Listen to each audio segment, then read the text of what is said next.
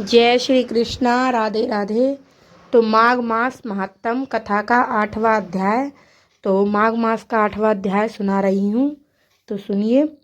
यमदूत कहने लगा कि तुमने बड़ी सुंदर वार्ता पूछी है। यद्यपि मैं पराधीन हूँ, फिर भी तुम्हारे स्नेहवश अपनी बुद्धि के अनुसार बतलाता हूँ। जो प्राणी काया, वाचा और मनसा से कभी दूसरों को दुख नहीं देते, वे यमलोक में नहीं जाते। हिंसा करने वाले वेद, यज्ञ, तप और दान से भी उत्तम गति को नहीं पाते। अहिंसा सबसे बड़ा धर्म, तप और दान ऋषियों ने बतलाया है। जो मनुष्य जल या पृथ्वी पर रहने वाले जीवों को अपने भोजन के लिए मारते हैं, वे कालसूत्र नामक नरक में पड़ते हैं और वहाँ पर अपना मांस खाते और रक्त पीप पान करते हैं तथा पीप की कीच में उनको कीड़े काटते हैं। हिंसक जन्मांध, काने कुबड़े, लूले, लंगड़े, दरिद्री और अंगहीन होते हैं। इस कारण इस लोक तथा परलोक में सुख की इच्छा करने वाले को काया, वाचा तथा मन में दूसरे का द्रोह न करना चाहिए। जो हिंसा नहीं करते, उनको किसी प्रकार का भय नहीं होता।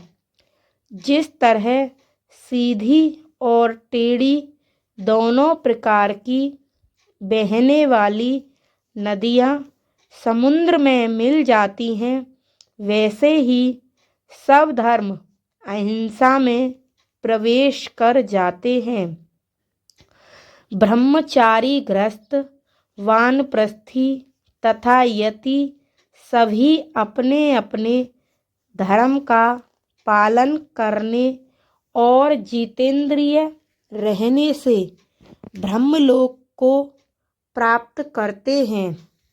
जो जलाशय आदि बनाते हैं और सदैव पांचों यज्ञ करते हैं, वे यमपुरी में नहीं जाते।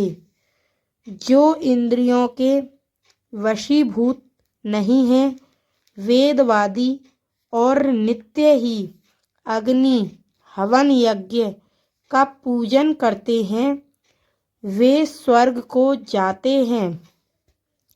युद्ध भूमि में जो सूरवीर मर जाते हैं, वह सूर्यलोक को प्राप्त होते हैं।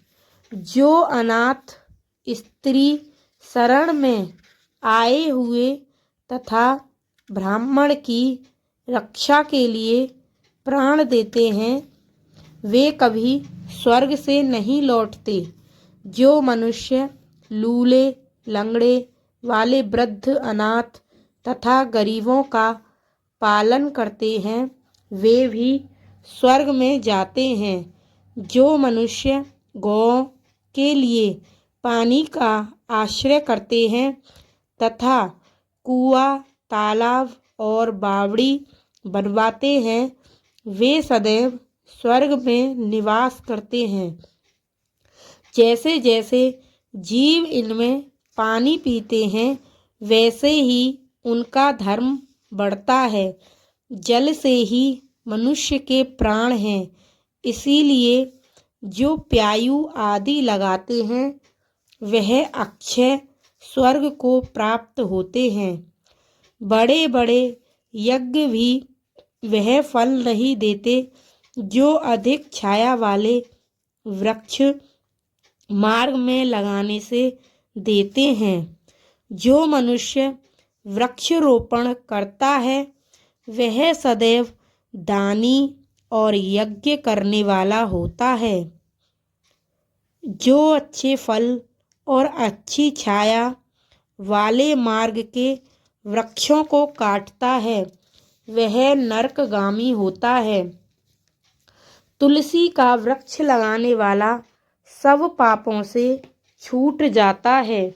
जिस घर में तुलसी वन है वह घर तीर्थ समान है और जिस घर में कभी यमदूत नहीं जाते। तुलसी की सुगंध से पितरों का चित्त आनंदित हो जाता है और वे विमान में बैठकर विष्णु लोक को जाते हैं।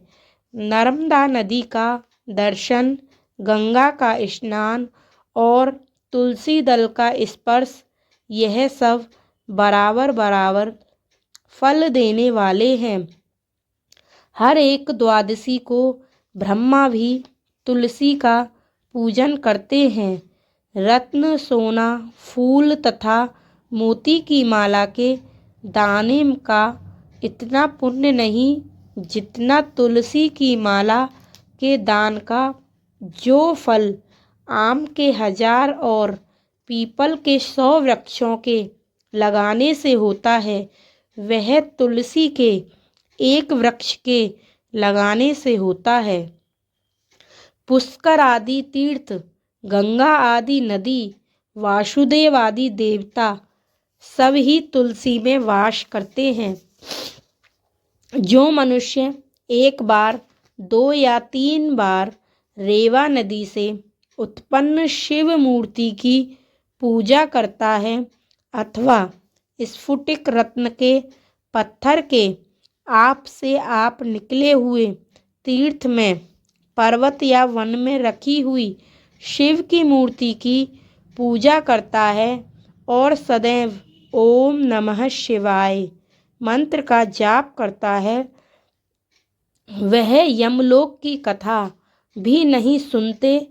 प्रसंग, शत्रुता, अभिमान या लोभ से शिव पूजा करने वाले भी यमद्वार नहीं देखते। शिव पूजा के समान पापों को नष्ट करने वाला तथा कीर्ति देने वाला 3 लोक में और कोई काम नहीं है। जो शिवालय स्थापित करते हैं वह शिवलोक में जाते हैं। ब्रह्मा, विष्णु तथा शिव का मंदिर बनाकर मनुष्य वैकुंठवासी होता है। जो भगवान की पूजा के लिए फूलों का बाग लगाते हैं वे धन्य हैं। जो माता पिता, देवता और अतिथियों का सदैव पूजन करते हैं वे ब्रह्मलोक को प्राप्त होते हैं। हर हर महादेव। 8वां अध्याय समाप्त।